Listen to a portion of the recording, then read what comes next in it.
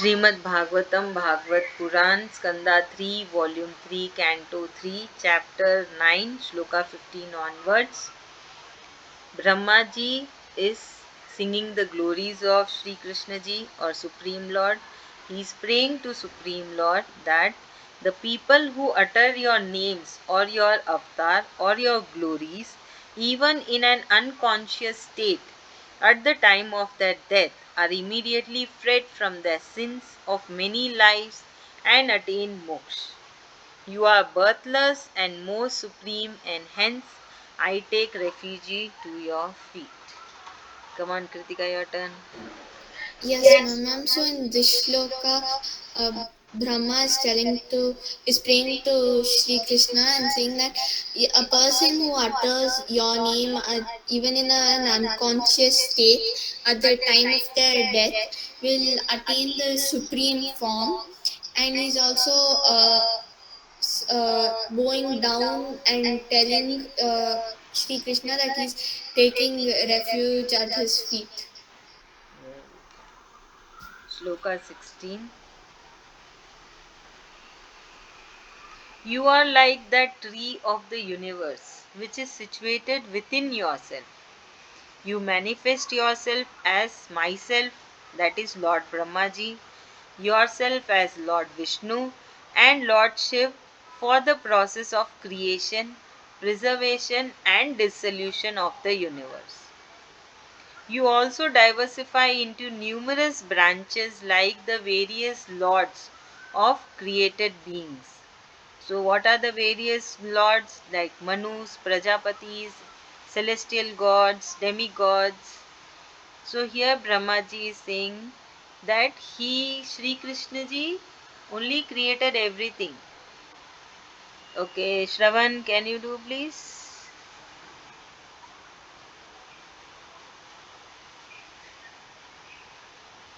Shravan, Kritika.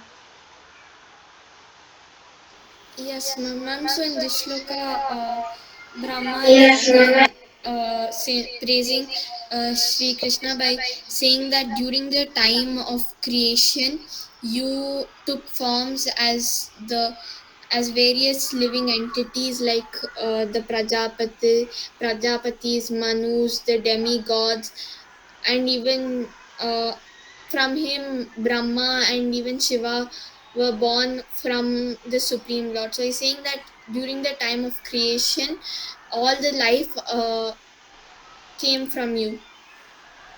Very good.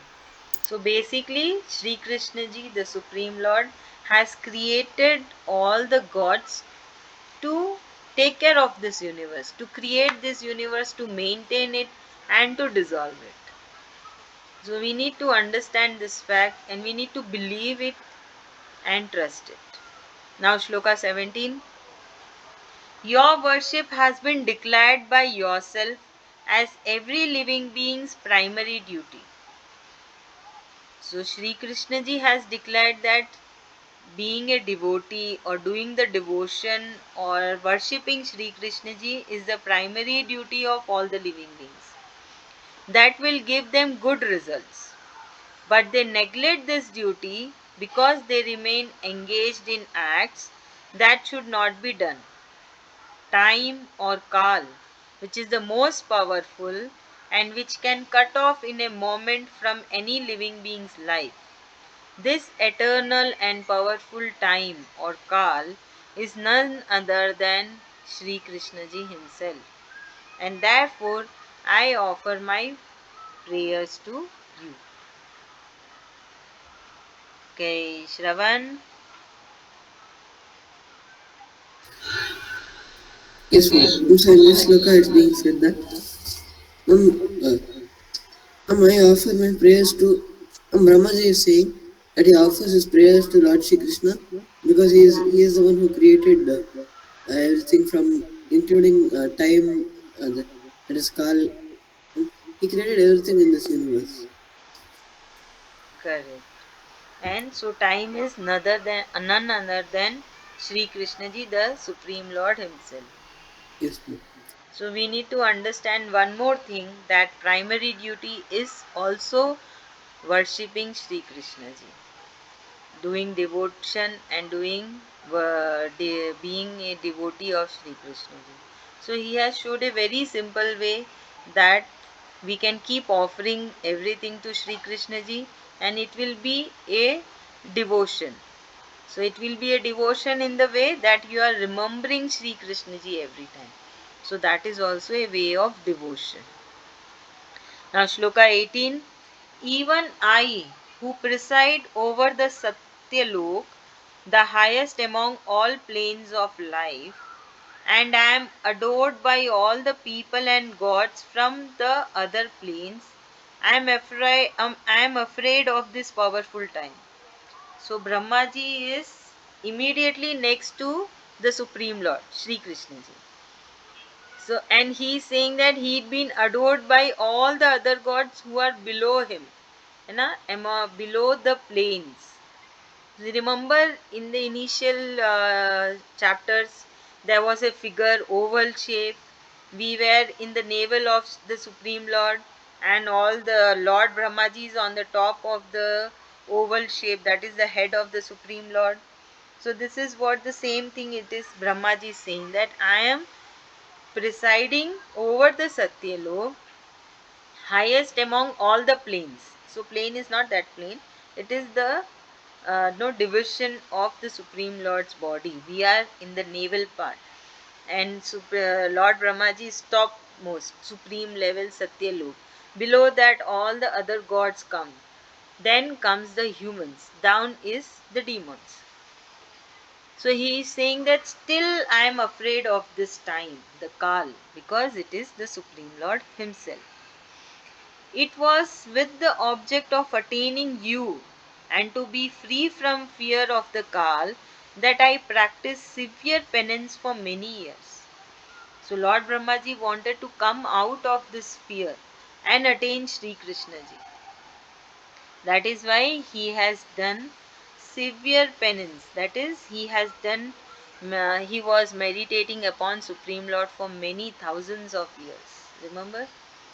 So my prayer to you, my bow down to you, O Lord, you preside over all the sacrificial activities. Come on, Shravan.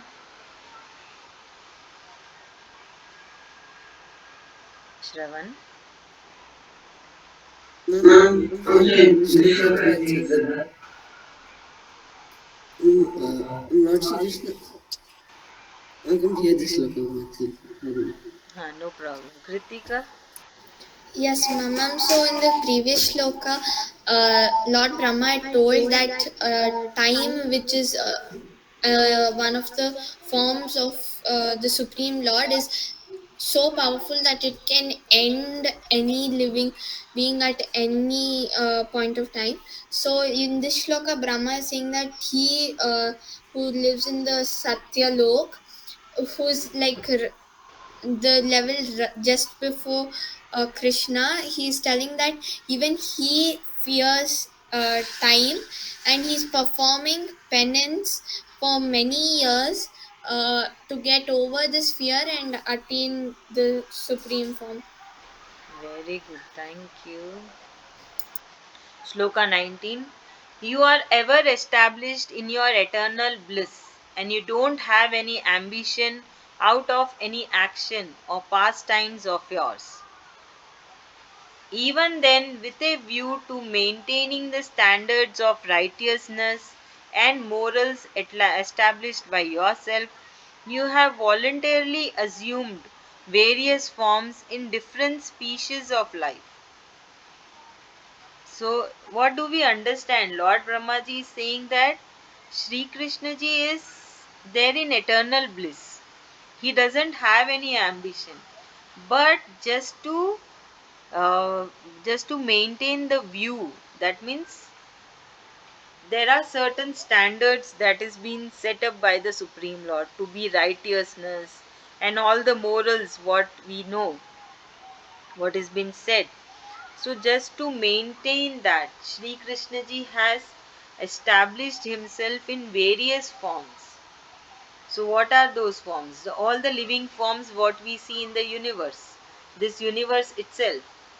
the life on the universe. So, in different species of life, such as birds, beasts, human beings, gods, and others. So, even gods.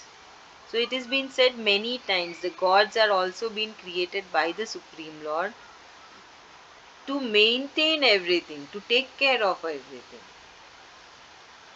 So, here again, Lord Brahmaji is saying, my salvation to you, the Divine Supreme Person.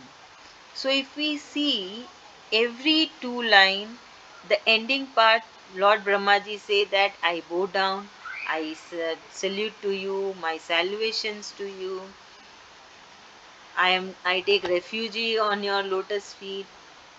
Just imagine Lord Brahmaji is the next after the Supreme Lord, and in every two lines he is saying that I bow down to you. So we are just humans. So how many times we need to say that I bow down to you, Shri Krishna ji? Understand? So keep telling. Whenever you remember, say that I bow down to you, Shri Krishna ji. Please accept my pranam to you. In English we will say bow down. Otherwise, in the regional language we will say pranam. Able to understand? So make it a habit. Try to make it a habit. You will forget. Even I forget. Sometimes even I forget when I'm very busy, when I'm super duper busy. I forget that I have to bow down. But it's okay. Keep trying. Sri Krishna ji says, never give up. Keep trying. If you give up, then it is wrong. But if you keep trying, then he will help us. Okay, now Shravan, can you do this? Yes, ma'am. So in this sloka, Brahmaji is saying that Lord Shri Krishna is the creator of all living beings also. So he says that just by chanting his name you can reach him. You should just keep trying to uh, get his. Uh, we should keep trying to chant his name whenever possible and thanking him and offering everything to him. Yeah. And keep remember this point. And keep sharing with your family. You need to share because they are not attending the class. Okay, the last shloka we will do, shloka 20. O Lord, you are untainted or unaffected by avidya. Avidya is what? Ignorance. Asmita or egoism. Raga or attraction. Devesh or aversion or dislike. And abhinivesh or the fear of death. But even then, you have enjoyed the sleep after the dissolution of previous kalpa in the middle of the water with fearful waves. So, here now, Lord Brahmaji is saying that previous kalpa was destroyed, and after that, we can take it in our way that Sri Krishna ji has took a break and he was no sleeping aram se under the water fearlessly. He was not having any fear because he is untainted. He is the Supreme Lord. He doesn't have any attachment. He doesn't think of any results. He doesn't have any senses to be controlled. The senses all are controlled. Intellect, mind all are controlled. So here basically Lord Brahmaji is singing the glories of Sri Krishna ji. You have only taken this sleep to provide the sleep to all the souls that are situated within you.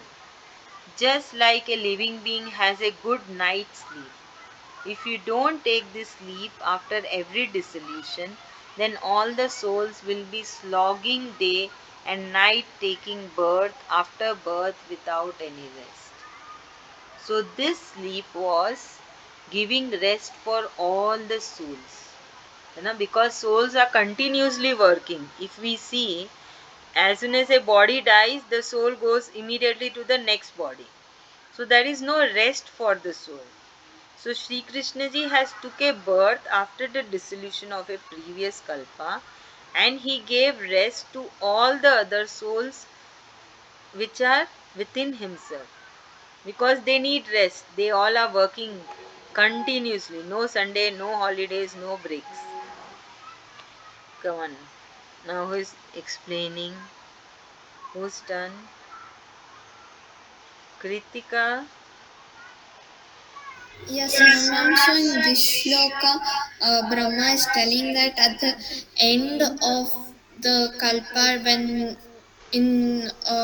all the world was getting destroyed, he Sri Krishna was sleeping on the snake in the middle of the ocean. Even though there were very fearsome waves, so he's saying that because of this sleep, uh, he has given a good sleep for the soul of all the souls present in the living being, because and it is equivalent to the sleep all humans get at night.